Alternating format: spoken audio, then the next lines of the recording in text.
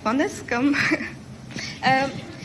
հարցը հետևյալն է, այսինքն հարցի սկզբի հատվածը, որ Հայաստանում եւ Սփյուռքում մարդիկ կարծում են, որ այսօրվա Թուրքիան 110 տարի առաջվա Թուրքիան է, ոչինչ չի փոխվել եւ սա պարզապես անցյալի հիշողության վրա հիմնված էմոցիոնալ պնդում չէ, այլ իրականությունն է. So during the Nagorno-Karabakh war, Turkey's assistance was evident, and Erdogan, after the war in Baku, said that today Enver Pasha's soul is like celebrated. 2020 թվականի պատերազմից հետո Էրդողանը հայտարարեց, որ այսօր Enver Pasha-ի հոգու փառավորման օրն է. And in Artsakh, the ethnic cleansing that we saw, it was like full HD, and in front of all the people, there is no need for any archives. Եվ 2023 թվականին էլ Արցախի էթնիկ զտումը, որ մենք տեսանք, HD որակով էր, ուղիղ եթերով էր, բոլորը տեսնում էին, որևէ արխիվային նյութի կարիք չկար։ Հիմա հարցը հետևյալն է. պատմական անպատժելիության եւ գլոբալ ու տարածաշրջանային զարգացումների ֆոնին նոր ցեղասպանության վտանգ կա, եւ եթե այո, ինչպես պայքարել դրա դեմ։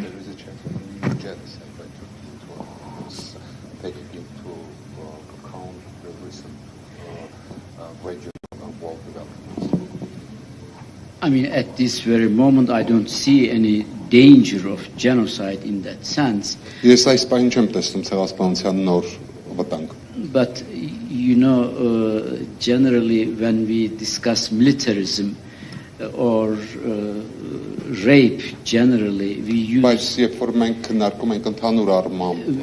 to say every man is a potential, of course, rapist. Կամ օրինակ քրեական հանցագործությունները բռնաբարությունը մենք ասում ենք ցանկացած տղամարդ բռնաբարության հանցագործ է. Or you can say this for every soldier is a potential killer. Կամ ամեն մի զինվոր պոտենցիալ մարդասպան. But this kind of general statement doesn't help much to understand the current situation. Բայց սա չի բացատրում գլոբալ ու տարածաշրջանային իրավիճակը. Turkey actually, I tell you something surprising. All this what she said, just let's assume that these are our problems. Okay, we know all this, how bad the situation is. There is no need to repeat again and again. Okay, հիմա թույլ տվեք անակնկալ մի բան ասեմ։ Այն ինչ ասեց Նանեն, իսկապես այդպես է եւ դա պետք է ընդունել որպես հիմք։ But it has changed also something in Turkey. Բայց Թուրքիայում ինչ-որ բանել է փոխվել։ Especially after Hrant Dink's assassination. Հատկապես Hrant Dinkի սպանությունից հետո։ And before that, of course, the publications today. My argument is, we already won the war in Turkey. Մինչև Hrant Dinkի սպանությունները եղել են բազմաթիվ հրապարակումներ։ Իմ փաստարկը հետևյալն է, մենք արդեն որոշակի իմաստով հաղթել ենք պատերազմը Թուրքիայում։ Today, genocide denial is an industry. Genocide denial is state policy, no doubt about it. Այսօր ցեղասպանության ժխտումը պետական քաղաքականություն է եւ ամբողջ մի ինդուստրիա է եւ դա անժխտելի է, անհերքելի։ But they lost the basis in their society. Բայց նրանք կորցրել են իրենց հիմքերը, իրենց իսկ հասարակությունում։ I argue, it's a strong argument, I know, you will surprise, we won the war. Yes. We won the psychological war. Ես փաստարկում եմ եւ պատրաստ եմ այդ մասին քննարկել, որ մենք հաղթել ենք հոգեբանական պատերազմը Թուրքիայում։ Among the Kurds, thanks to Kurdish liberation movement. You cannot convince Kurds that there hasn't been a genocide. Քրդերի շրջանում օրինակ քրդերում դուք չեք կարող ապացուցել, որ չի եղել ցեղասպանություն։ You know what happened last year in New York? Գիտեք ինչ է պատահել անցած տարի Նյու Յորքում։ The Turkish government organized a huge conference and with the motto, please listen us too.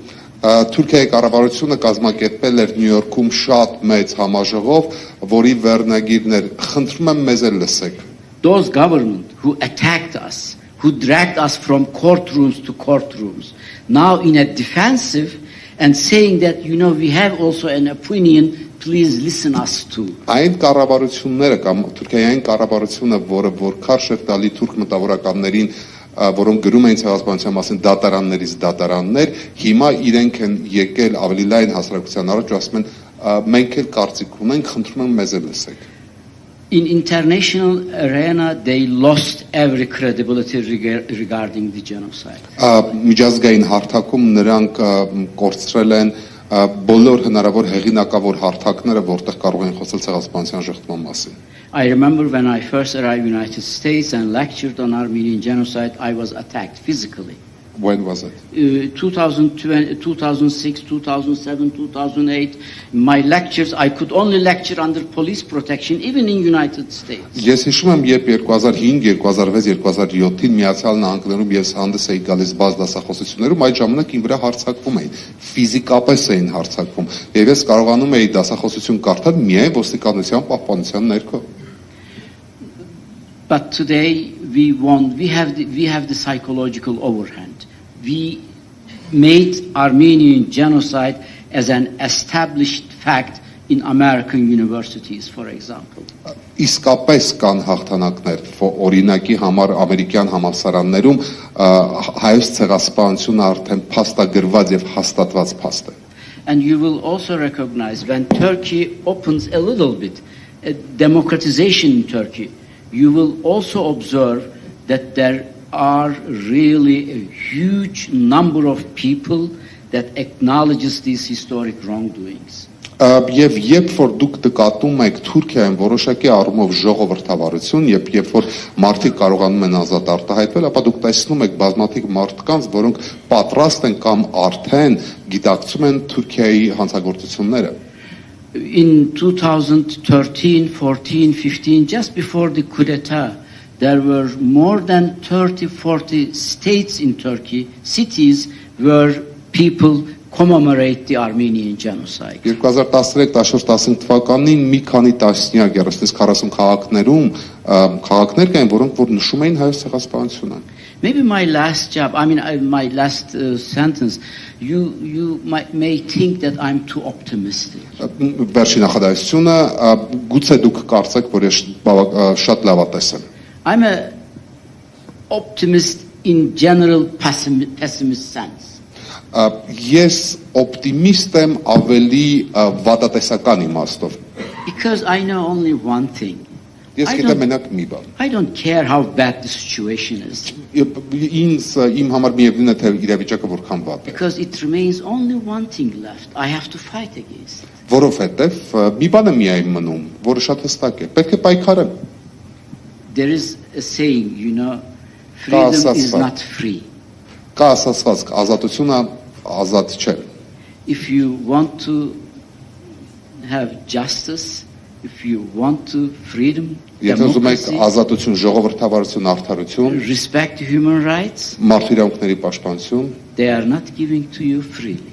Դրանք անվճար չեն, դրանք ազատորեն ձեզ չեն տրվի։ You have to pay a price for it. Դուք պետք է վճարեք դրա համար։ And there are enough people in Turkey ready to pay this price. Եվ Թուրքիայում կան բավականաչափ մարդիկ, որոնք պատրաստ են վճարել դրա համար։ Շնորհակալություն շատ։ Իհարկե մենք դեռ շատ հարցեր ունենք, բայց ժամանակն էլ իսկապես քիչ է։ Ես կարծում եմ մենք հնարավորություն կունենանք 1-2 հարց դահլիճից, խնդրեմ, առաջին ձեռքերը ես տեսեմ, պարոն Չալաբյան։